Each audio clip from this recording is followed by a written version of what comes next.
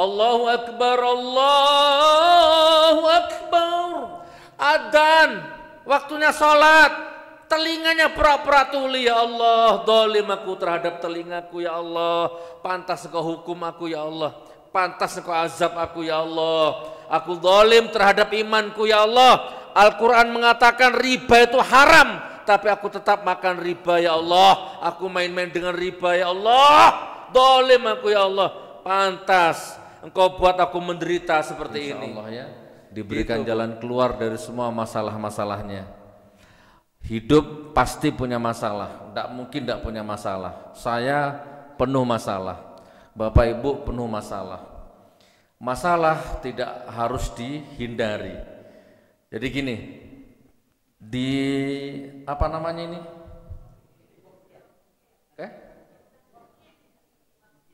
Enggak, daerah mana? Nagari Lubang Putiah.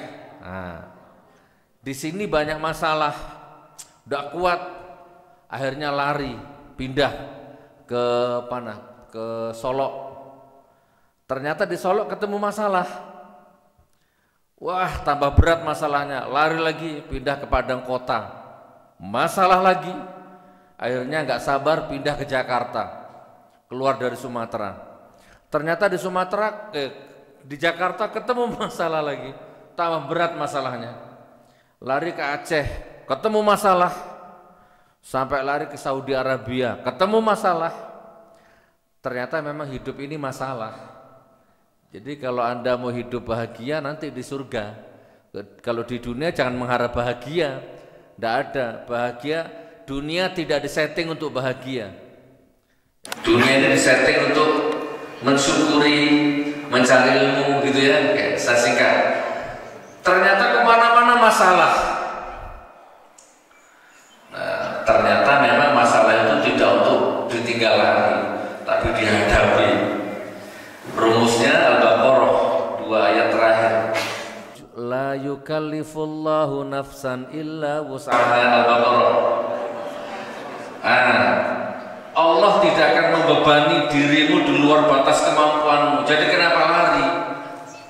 Dikejar utang. Di sini hadapi. Tidak punya uang, janji. Luput lagi, janji lagi. Yang penting jangan lari. Terus minta sama Allah, hadapi. Gentle hadapi. Ternyata nggak punya uang, ternyata nggak bisa bayar utangnya. Dilaporkan polisi, hadapi. Di penjara, hadapi, emang salah. Gara-gara dilaporkan polisi lari, tidak selesai masalah. Di sana Anda ketemu masalah baru nanti. Dan rezekimu semakin berat.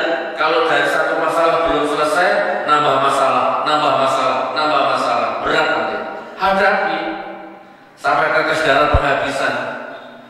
Apalagi kalau utangnya utang riba. Wah, itu jelas azab itu. Hadapi, seberat apapun hadapi. Jangan malah lari. Itu umpama ya, umpama. Hidup ini penuh masalah. Saya mau bahagia, bukan di sini tempatnya, nanti di surga baru bahagia. Jadi dirampas dirimu, dirampas anakmu sama Allah, dirampas suamimu, dirampas istrimu, dirampas hartamu, dirampas asetmu, dijebloskan dirimu ke dalam penyakit, titik nadir, hadapi. Semakin berat ujianmu, kalau Anda bisa menyikapi, semakin tidak berjarak Anda sama Allah. Hadapi, gak usah lari. Saya divonis 10 bulan, saya dituntut 10 tahun kemarin, saya hadapi. Bapak itu tahu saya di penjara? Saya di penjara, Bu, 3 tahun. Kasus ijazah palsu. Saudara Sugi Nur Harja alias Gus Nur dituntut 10 tahun. Tok tok tok. Bismillahirrahmanirrahim. La yadurru ma'asmihi syai'un fil ardi wala fis sama wa huwas samiul alim. Ya Allah, cengkeram hatiku agar aku tidak marah. Langsung saya tolak istri saya suruh diam, istri saya diam. Di hati ini menggelegar gitu. 10 tahun Ustaz. Saya bukan koruptor.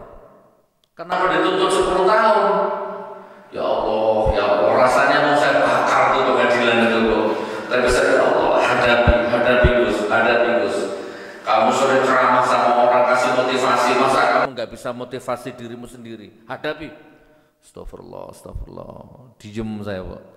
Diwawancari wartawan, gimana Gus perasaannya dituntut 10 tahun? Alhamdulillah. Pura-pura tenang, padahal di hati ini marah. Rasanya mau bunuh orang. Cuma di depan wartawan pura-pura tenang, pura-pura tegar. Saya bukan malaikat, Bu. Dengar 10 tahun berat. Ya Allah, ini baru tuntutan. Belum vonis ya Allah. Ringankan vonismu ya Allah. Terus hadapi. Tiba-tiba ada penawaran. Saya ditawari sama pengacaranya sana. Kalau Gus Dur minta maaf sekarang, besok bebas. Tidak mau saya, Pak. Kalau saya minta maaf berarti saya mengingkari hati nurani saya. Saya yakin saya ini amar ma'ruf nahi munkar. Masa harus mau dewasa? Kalau mau dewasa, imannya matang jiwanya, ya memang harus ketemu masalah. Bapak Ibu paham? Dituntut 10 tahun, divonis 6 tahun. Alhamdulillah ya Allah. Apa namanya, berkurang 4 tahun lumayan ya Allah. Tapi di hati ini ya Allah, ternyata alhamdulillah ini baru bebas kemarin 2 bulan yang lalu. Alhamdulillah. Katanya orang tambah glowing Ustaz, ya, tambah sehat. Insya Allah jasmani, rohani, ekonomi insya Allah sehat. Hadapi masalah intinya. Bapak Ibu hadapi masalah. Kalau mau dewasa, imannya, matang jiwanya, ya memang harus ketemu masalah. Tidur masalah, Bu. Bangun masalah. Makan minum kebanyakan masalah. Hidup ini masalah memang. Salah komunikasi sedikit masalah. Miskomunikasi masalah. Penjual sama pembeli. Ya kan? Apa? Ustadz sama jamaah masalah. Suami sama istri masalah. Apa yang enggak masalah kira-kira? Masalah semua, hadapi. Di situ banyak ilmu nanti. Di tengah-tengah masalah itu banyak ilmu. Apalagi, nah ini Bapak Ibu ya, kesempatan ini. Senyampang sekarang masih bulan Muharram. Betul Ustaz. Sekarang bulan Muharram. Yang banyak utangnya minta sama Allah, dilunasi utangnya sama Allah. Bulan Muharram ini. Yang belum punya jodoh, minta sama Allah sekarang. Coba yang mana yang belum punya jodoh? Yang mana? Yang jomblo yang mana? Oh jomblo, enggak ya? Angkat tangan yang jomblo. Alhamdulillah. Sekarang Muharram dikabul, Bu. Insya Allah. Apa masalahnya sekarang? Oke, sekarang begini. Bapak Ibu tahu peristiwa-peristiwa dahsyat yang terjadi bulan Muharram pada masa lampau apa kira-kira? Yang Bapak Ibu tahu apa? Yang pertama apa?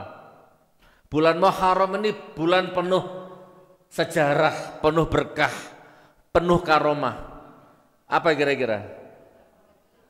Apa Ibu?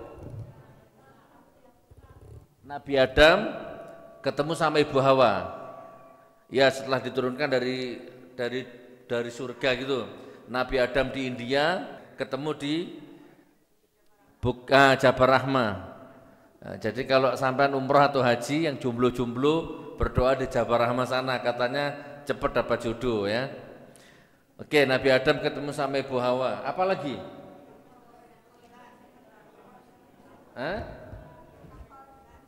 Kapalnya Nabi Nuh. Nabi Nuh diselamatkan dari banjir bandang, itu terjadi di bulan Muharram. Walaupun sedih, ternyata anaknya sendiri, Ka'an bin Nuh, malah tidak mau ikut ke bahteranya bapaknya. Nah itu ya, subhanallah. Jadi memang, ya oke, saya lanjut dulu. Nabi Nuh ya, apalagi? Nabi Ayub disembuhkan dari penyakitnya. Ini sakit-sakit ini, minta sekarang coba berdoa. Bapak Ibu, penyakitnya Nabi Ayub ini dalam catatan sejarah belum pernah ada orang yang sakit seperti Nabi Ayub. Tapi kemarin ada, saya lihat di TikTok kemarin. Bener apa editan itu ya? Kayaknya bener Ustaz. Di TikTok itu ada orang di Purban di porban gini. Begitu porbannya dibuka itu ulat, banyak ulatnya. Ya Allah, itu edit atau series sekarang ini kan AI ya, canggih-canggih ya. Nih, saya cerita Nabi Ayub. Nabi Ayub ini sampai diusir, diasingkan dari nagarinya, dari kampungnya karena bau. Baunya ndak enak, ini luka ini. Terus banyak ulatnya gitu Bapak Ibu. Nah tapi Nabi subhanallah, suatu ketika ulat-ulat itu jatuh. Ada ulat yang jatuh, tek tek tek tek gitu. Ada 4 ekor apa 5 ekor jatuh. Perhatikan Bapak Ibu, diambil lagi ulatnya, dikembalikan lagi ke tempatnya. Nah coba, ini Nabi ini Bu. Telinganya pura-pura tuli ya Allah. Ulatnya dia terangkan telingaku ya Allah. Ya Allah, Atas hukum aku ya Allah. kalau dibalik luka busuk tubuhnya ada surgamu, maka dia jangan disembuhkan. Saya rela sakit begini nggak apa-apa. Yang penting ada ridhomu. Ya Allah, kalau dibalik ulat ini ulatnya diambil ini umpama ini. Kalau dibalik ulat ini ada surgamu, ada ridhomu, maka biar ulat ini di sini. Aku nggak jijik, nggak jijik sini ulat sini. Kamu jangan kemana-mana. Yang penting ada ridhomu ya Allah. Nabi Ayub itu. Jadi kalau Bapak Ibu sekarang masalah berat, ya Allah, kalau memang dibalik masalah ini ada ridhomu, tak terima ya Allah. Berat ya Allah, 100 kilo rasanya berat, tapi kalau memang ada ridhomu, tidak apa-apa, tambah lagi tidak apa-apa ya Allah. Aku siap mati berkalang tanah demi ridhomu ya Allah, gitu. Subhanallah. Siap Ustadz. Terima kasih Ustadz ya. Ini susu putih ini ya. Oh air ya, oh kirain susu ya. Kok ada susu prasmanan apa? Kok ada susu transparan ya? Masya Allah. Nabi Ayub disembuhkan dari penyakitnya. Nabi Yunus dikeluarkan dari perut ikan yang menelan. Nabi Yunus, betul Nabi Yunus ya? Nabi Yunus itu dikasih perintah sama Allah, kamu ceramah di sana, di kaum Ninawa namanya. Bertahun-tahun ceramah cuma dapat 2 orang. Torikh sama siapa itu? 2 orang. Nabi Yunus putus asa. Kalau katanya orang Jawa mutung, dari orang Jogja mutung. Kalau orang sini bilang apa? Ngambek. Akhirnya Nabi Yunus ini nesu, ditinggalkan kaumnya. Maka ditegur sama Allah itu. Ceritanya panjang ini sampai sampai ke laut, ke Bahtera itu. Sampai akhirnya nyebur ke laut ditelan sama ikan. Namanya ikan nun. Coba saya berdiri ya Bapak Ibu ya.